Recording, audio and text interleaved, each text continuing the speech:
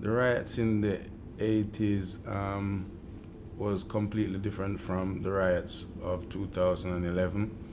The riots in 1981 was all about fighting for a cause, which was basically the police had a law called the SUS law, wherein they could arrest anybody at any time without having any reasonable reason to arrest you. Um, and I believe the riots, even though it was sparked by the markdown on occasion in 2011, I believe that it became, after a while, just a reason to loot and try and obtain things, which in 81 it was more a cause.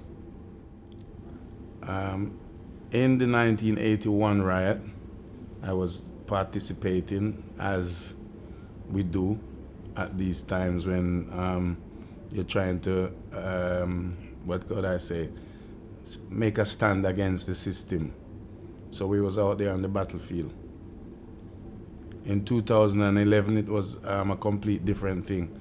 I was out there as an observer, as a community member, community leader, trying to see if I could get the youths them to maybe not do what they're doing, because I believe that you don't smash up your area, because when you wake up in the morning, it's your area that's smashed up. It's you're gonna pass all the looting and the burnt out cars. You just smash up your own area.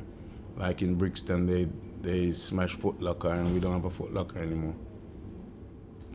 In the 80s, yeah, there was loads of injuries. It was lots and lots of fighting. It was like a 3-day, 3-night uprising.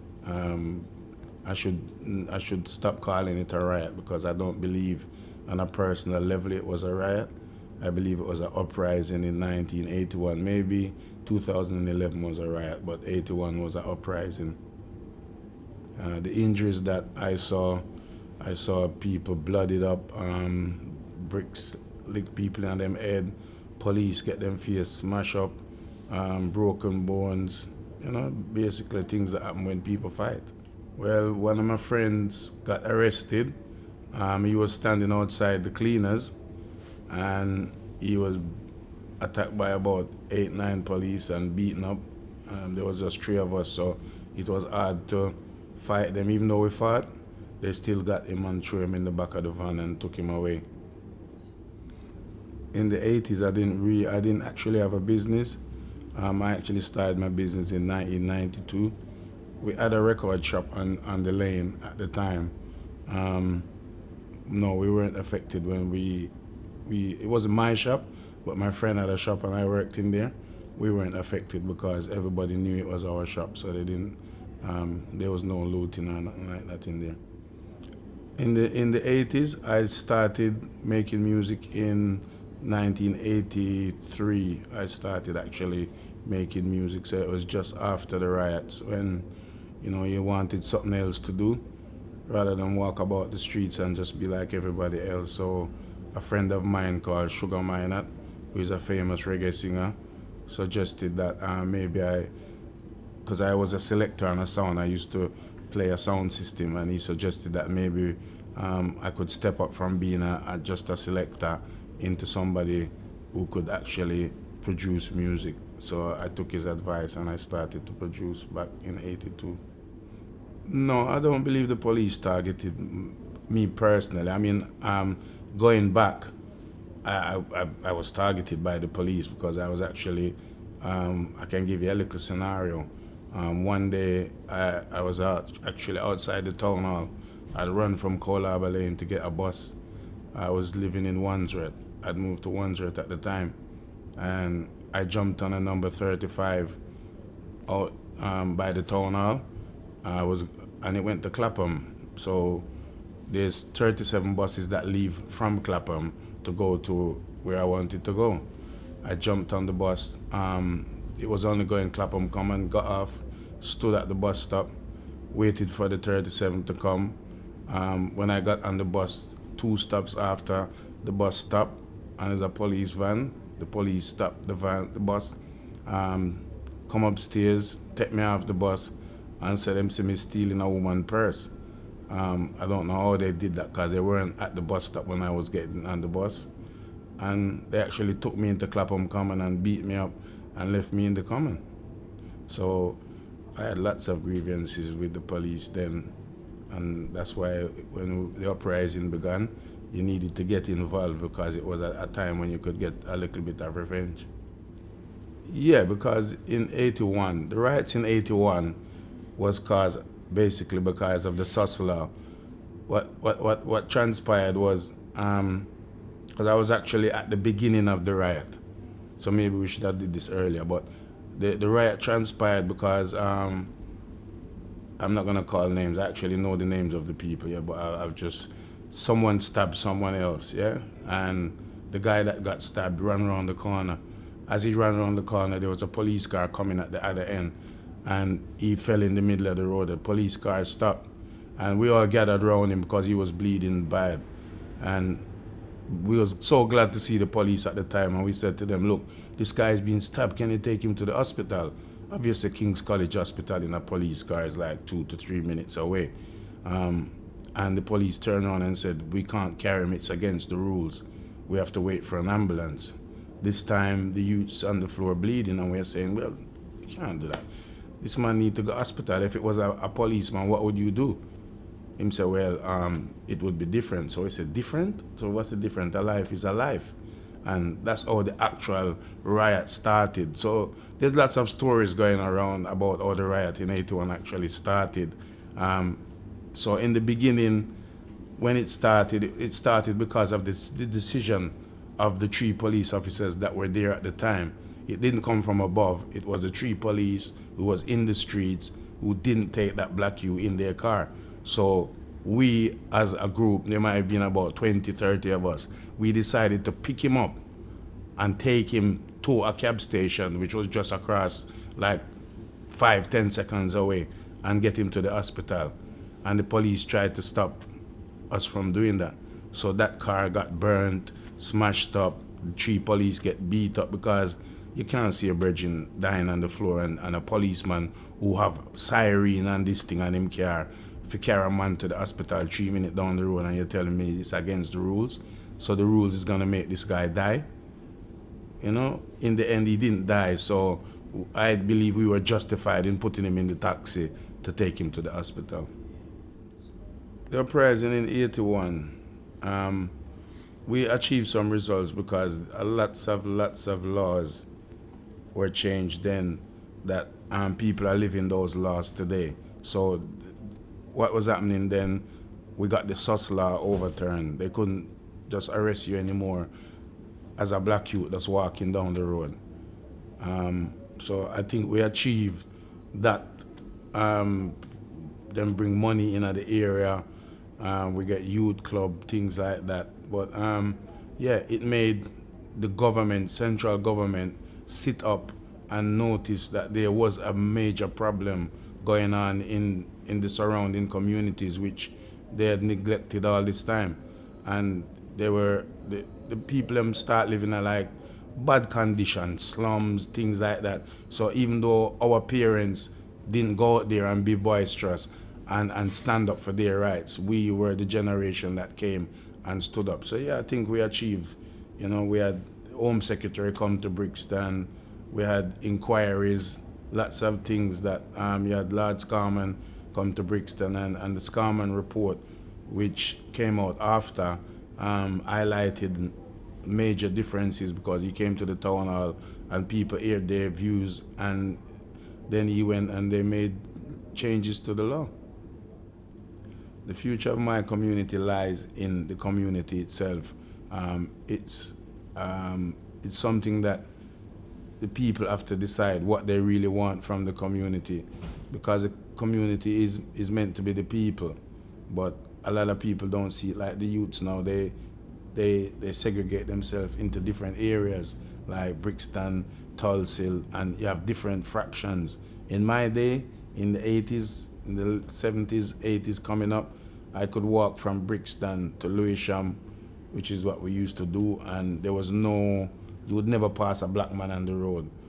You'd never pass an Irishman on the road. The Irishman would never pass you. And that, in the 81 riots, it was the Irish and the blacks against the police, and that's something that's not documented as much, but the Irish boys are out there on the battlefield as well because they felt the same grievance that the black man saw. You know, even in terms of what's going on in the community, it's about people recognizing that a man has a right to live, an equal right to live, no matter what color, class, or creed that he may be. And if we live like that, which is how we live in my country, because even in Jamaica, we still don't, our racism is against ourselves. It's not against the white man, because we look at the white man as money coming into the country. So we're not gonna fight against him. When he comes down there, spend your money, we're glad. You know, I'll be more racist with you because you have a lighter skin complexion. Not, it wouldn't be a racism where we're gonna physically hurt one another. So we still don't have that thing in our country. That those things only exist in the West, in the European countries. You hear people doing monkey chants and things like that, but you would never get that in Jamaica. If there was 100,000 influx of white people in Jamaica, you wouldn't see them saying, "Oh, so some white man there." Back in the day, yes, you would have said, "Oh, see a white man there," because it was strange. But now, it's not like that. And our community here has to embrace. There's Brixton is changing. It's a massive change, and my theory is that while the black people slept, the upper class white folks came and took Brixton over. If you only have to go to Brixton on a Thursday, Friday, and Saturday, even on a Sunday after 6 o'clock, and see the changes that are in the market, it's amazing. It's nothing like it was back then, and I don't think it'll ever come back. Yeah, there's lots of memories that stick for the 80s. This is where I knew that racism, because where I come from, I'm a Jamaican. I was born in Jamaica, yeah? I've never heard of racism before. That didn't exist. We didn't know those words, didn't even come into our daily vocabulary. It's only when I came to England and I went to school, you knew that white people didn't like black people. They just didn't like them. You had the ones that didn't mind us, but yeah, it was a definite dislike of black people. And I'm coming from that era where we didn't understand what this was until you had to get up and fight for your right. It's nowadays it's easier, but back in my day as a youth, I actually came to England and I lived in Crystal Palace, which was 99.9% white. I went to school in Annerley, which was 99.9% white. And my secondary school, I went to school in Beckenham, which was 150% white. So there was only like 5 black youths in the whole school. And we had a hard time. There's been a lot of changes, and most of it for the good, because now everything is in your face. Then you could hide. A police could beat you up in the station and hide it. Now there's so many cameras now, so even those things are gonna help us as well. In the 80s, the uprising them, they made the rules now, the rules of engagement with black people that are going on today. That was the beginning of them showing more respect to black people, because back in the days it was no blacks, no Irish, no dogs. So it just goes to show you where the respect of a black man came, because no Irish, no blacks, no dogs. That means that's where those 3 lie. We're below their society level, and it made them wake up. It made, like I said, central government wake up and see where there's a nation of people here that are underclass, that are not being treated properly, and they're standing up for that. In the 2011 one, yes, they will change the rules, but will they change the rules of engagement, or they approach these young black youths? Because if you keep shooting the youth's gonna know that if he has a gun and the police come to him, he's liable to die. So he's more liable to pull that gun and decide to use it where maybe he would just hold up his hand and take a 7 years for possession of a firearms and know that he'll be out in 7 years rather than actually taking the gun, shooting it, and looking at a 10 to 15 year sentence. So there's a lot of things that, the achievement out of it is not yet, we haven't seen it, but we have seen the difference between 81 and actual now, especially in the rules of engagement with black people and the police, and more prominent black people rising in the community and able to speak on behalf of the black community. Yeah, there are quite a few. There's little small incidents, but the next big one I think was 85 when there was they arrested. This was on Railton Road, and they arrested a Rasta man called Malachi, and the police then proceeded to beat up Malachi, and people were standing there and saying, "So why are you beating him up?" And then an elder Rasta man named Lloyd Coxon came down the road. He was respected by the whole community, like maybe you could say now, you'd say he was a community leader.